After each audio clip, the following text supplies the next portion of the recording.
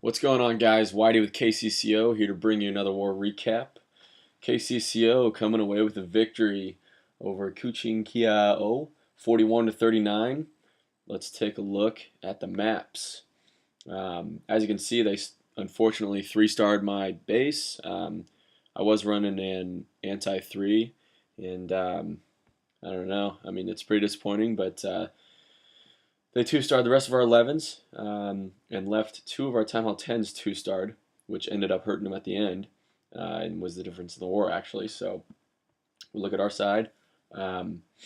We two-starred all our 11s, pulled off a three-star here. Tyrober finally making the cut in the videos, three-star attacks, and showing us what he's got. We cleared all their 10s and 9s. Pretty small war for us, so we struggled throughout most of this war. We were kind of chasing the lead, and these smaller wars, we only had 30 attacks, and so every one of them mattered. And what kind of hurt us was some of our Town Hall 10s tried to jump and two-star some of their Town Hall 11s that were running anti-three-star bases, and didn't necessarily go as planned. So those attacks wasted were tough to overcome, as well as some dips that weren't taken care of either. So Tyrober actually used this hit, and this was our 30th attack, and it was no starred before he hit this base. As you can see right there, that we were behind by 1 and it put us up by 2. So huge hit there, really clutched up for us. As you can see, they would have beat us in percentage if they had, if we'd even tied. And we were kind of getting pretty nervous towards the end because it was 38 to, I think, 37, and it was in favor of them. And so we still had Duff and Tyrober each had a hit left. And so one of them was going to attack the 5, which had no stars on it, and one of them was going to clear this Town Hall 10, their 9, and pick up 4 stars for us. But they 3-starred me early on, so that gave him an edge, and they still had their 5 had both hits left, and he had 40 40 20 heroes and max bowlers, max valks. So whatever he wanted to do, he had a chance to 3 Tommy and Keller at the end, and their 11 actually didn't even end up using his attack, because they actually had to clean Bad Attitude, our 15, one of our Town Hall 9s, because he was only 2-starred. So if they had done that, that would have put us in a very tough spot because, say their 11 3-stars bad, and then their 5 3-stars, Tommy and Keller. I mean, that ties it up, and not only does it tie it up, I mean, that puts them percentage-wise way ahead of us because you look at Frost, 89%, 89%, 54, that was one of their lower ones, 77. They had some pretty high percentage attacks on our top guys. So we definitely had the win in the score category, and eventually pulled out the victory. So happy to see Tyrober finally getting on the recaps. Tyrober is arguably one of our best high level hitters, and as you can see by his war stars. Almost to 1,600 there, so it's a decent amount. It's you don't see that too often, but nonetheless, he's showing out for us in this war and really clutching up and helping us get the W here. So let's take a look at this attack. So looking at it, you see this Inferno out there. It's kind of in a bad spot. I mean, and then also you got this Eagle and the other Inferno right next to each other, and that's right next to an Expo, so you could essentially place a good free spell right in the center of all 3 of those, and freeze those all at the same time, which is big. But I mean, you take out this Inferno pretty quickly, and then you're only dealing with one other Inferno and an Eagle, as far as heavy artillery defensives go. So he's going to come in from about 9 to 12 o'clock here, and so he's coming at it with a mass bowlers. 2 jumps just going to be placed right on the outside and then right into the core, right on that Inferno. It's going to EQ the center to get the Town Hall, Eagle, Inferno, a couple of Expos. Take out 25% damage and all that stuff. Setting down his jumps first thing. A few bowlers out there to help create his funnel. The rest of his bowlers, heroes going down, wizards, enemy CC going right into that poison spell. Nice there. He's got the enemy CC hitting his troops. He ran into a giant bomb, and the Eagle artillery's fire is landing on a lot of his bowlers and troops right now. And his Grand Warden's ability popped right there, and it shields him from everything. So he's just absorbing all that right now, keeping all of his troops alive. I mean, and look, like I said, look at that free spell there, getting that second Inferno. He's already got the first Inferno and the Eagle and an Expo there. And look at the amount of bowlers he has up here with a couple of healers following him. I mean, he just absolutely destroys this base. He's got a couple bowlers in his Archqueen in the core there, and then a large following of bowlers up top and a few down below. So, I mean, he just smashed this base. Go ahead and speed it up. But huge hit, because he was if he had failed on this base, we were going to lose the war. So, he only needed to get 2 turns out at the end. But, he wanted to show off a little bit, so decided on getting 3 there. I guess I should rewind here. Let's go to Zablo's attack on their 2. So Tyrober actually hit this in his first attack, and actually flopped. It was a rare flop from Tyrober.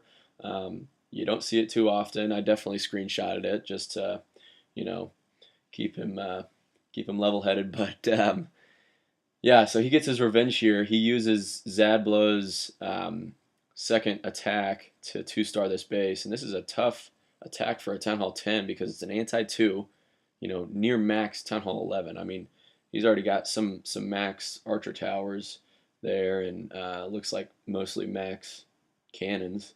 All of the defenses obviously max, so really tough base to 2 stars at Town Hall 10. But as you can see, he's bringing 17 wall breakers. He learned from his attack when he hit this base that with these max walls, if you want to get into this base, you can't be messing around and risk taking too few wall breakers. So if you'll notice, he's going to throw down a dummy wall breaker at 12 right there, get that spring trap, and then at 9 gets in at 12 there, and then at 9 right here he's going to do the same thing, get rid of that spring trap, and then send in 4 wall breakers, 4 max wall breakers to get in there, and that'll open up the area where he's going to create his funnel, putting down some archers there for some early percentage, chipping away at some buildings there.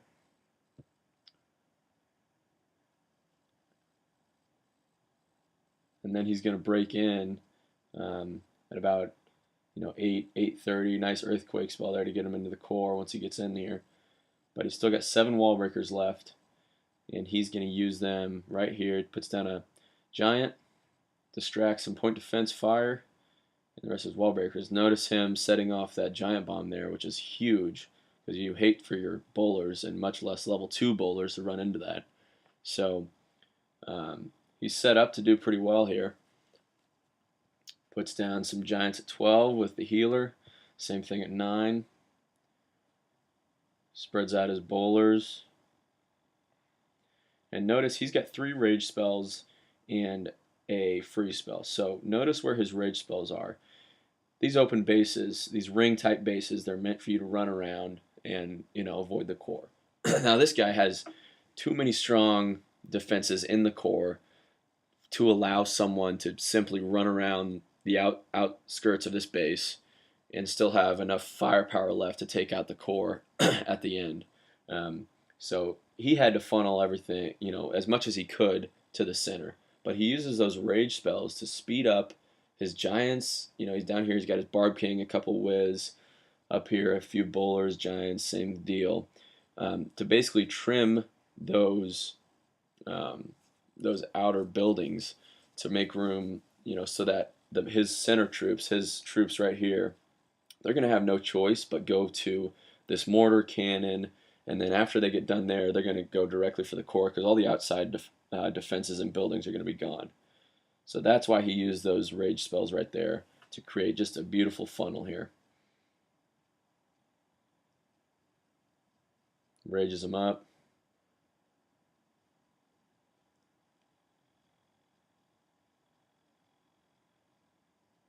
Freezes an Inferno and a few of the enemy CC troops, grabs a Town Hall.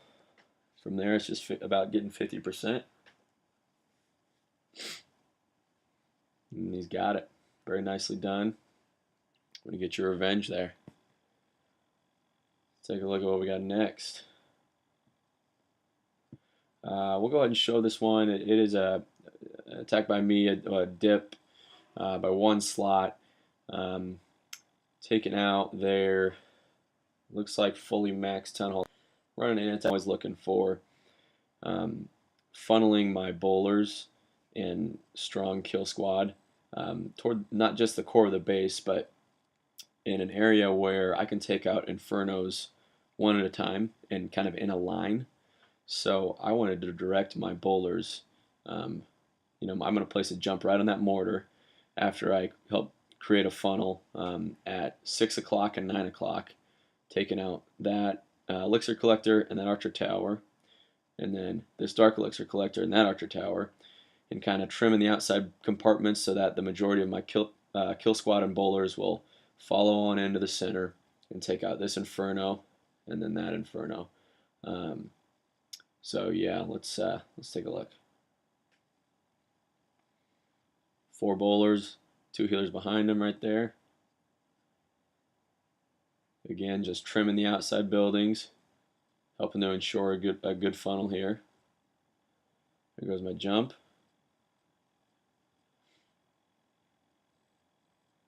Giants are down. So I didn't want to risk, I put the jump on the outside there, partly because if I used wall breakers, I would have had to use a bunch to get in, not just that outside compartment there, but also the one on the interior. So I just decided to use a jump instead, because that Wiz Tower would have zapped any wall breakers after they got it past the first layer. So use the jump there. Put down the rest of my bowlers, all my heroes, poisoning the enemy CC, popping my ability, avoiding that giant bomb there. Again, really solid kill squad in the center here. So right there I froze the Inferno as well as an air defense. Like I've said in previous videos as well, you want to keep your healers alive. And I know none of them are necessarily in range of getting hit by that air defense, but nonetheless, didn't want to risk it. I have to keep my healers alive, following my bowlers and kill squad in order for this to be a successful raid. So that's why I froze that. But yeah, just too strong here. Kind of overpowered him. Working my way through this base. Go ahead and speed it up a little bit.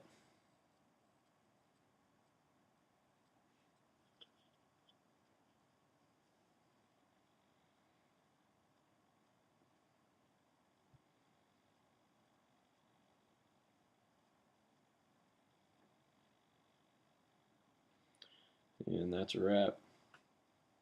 Let's take a look at what we got next. There's Frost clearing their 7 and 8.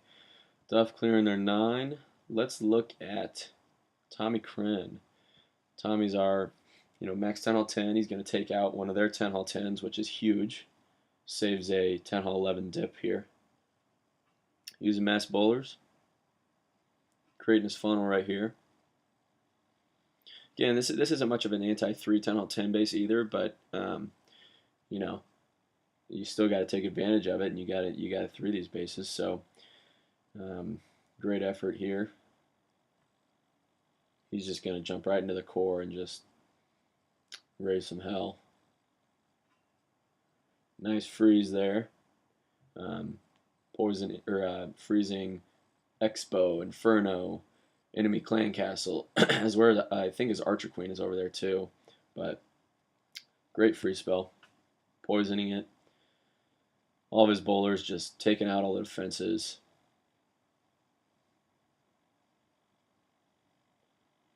Again, kind of dangerous with that dragon staying alive for a while, but his queen eventually comes and takes her out. Or takes it out, but yeah, he's through the core right now, and now it's just a matter of walking around the outside of the base, clearing all the other buildings and defenses. So, solid raid by Tommy here.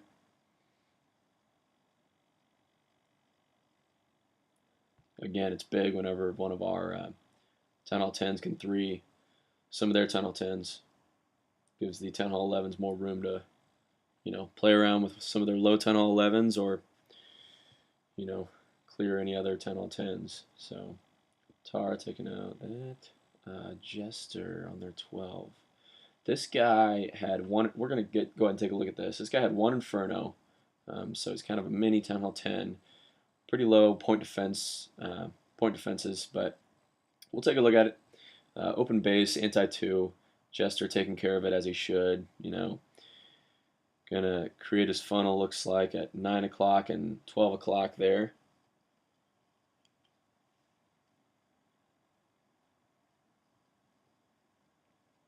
Again, trimming those buildings to make sure everything goes to the core or center here.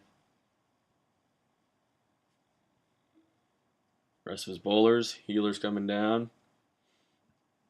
Putting down his heroes. Nice rage spell there, getting him sped up.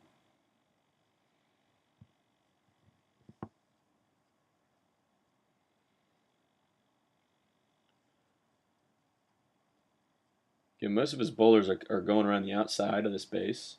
He got his Barb King and Archer Queen in the core there, so they're doing some work. But with these ring open bases, you can have your bowlers go around the outside and finish off parts of the core last, as long as you don't leave too many strong defenses up in the core that are picking away at your healers or bowlers or any other troops that are going around the outside. So he just overpowers this. Pretty strong raid here. Nice job, Jay. What do we got next? Griff showing out on their 13 here. Little Govajo. Griff is one of the funneling masters, I like to call it. Puts his golems down. Notice where he puts his wizards here. Puts them on the outside and leaves the middle buildings, those gold mines right there, for his heroes and the rest of his kill squad. When he sends them in, after he clears these outside buildings and compartments or defenses, then he will put down the rest of his troops to make sure that they go to the core. Funneling is very much a work of art. So nice poison on the CC there. There goes his heroes, his Valks.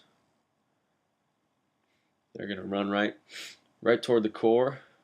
Take out that compartment there at 6 o'clock. Looks like he's probably gonna rage him up, heal him up. They're gonna rip through this core here. I mean, those Valks will take out. If they have some room to work with, they're gonna take out stuff in a hurry. So he's gonna start trickling in his hogs clockwise, starting at about 5 o'clock. Still got a heal spell for him, so he's gonna let him work a little bit.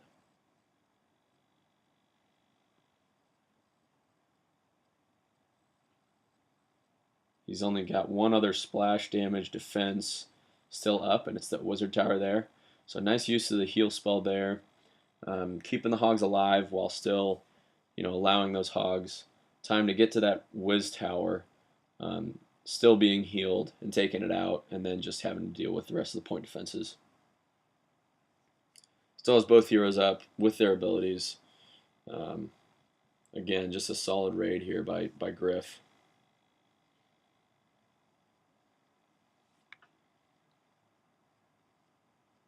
Well done.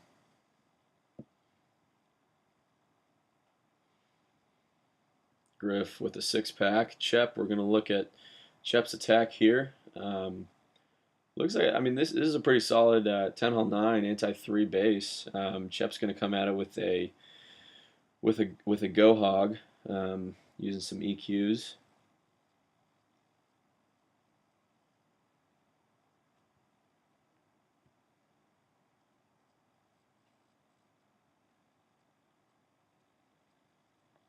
That those EQs are opening him up to a lot of compartments there, and especially the core inside. So nice use of the earthquake spells there. Again, nice work of funneling here. I mean, beautiful 3 golem kill squad, and wizards just picking away at those outer buildings, and then putting his heroes down for the middle ones, and then after the middle ones they just go right into the base. And those wizards and Archer Queen are going to take out the enemy CC and rip through most of the core here.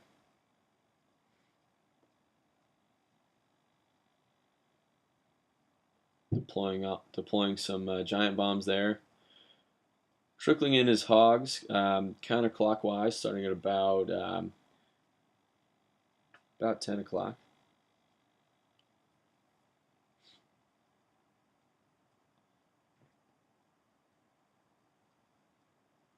Nice job of spreading out his hog deployment, because if he had put all those down at about 10 o'clock, they all would have died right there in that double giant bomb. So nice job of spreading them out.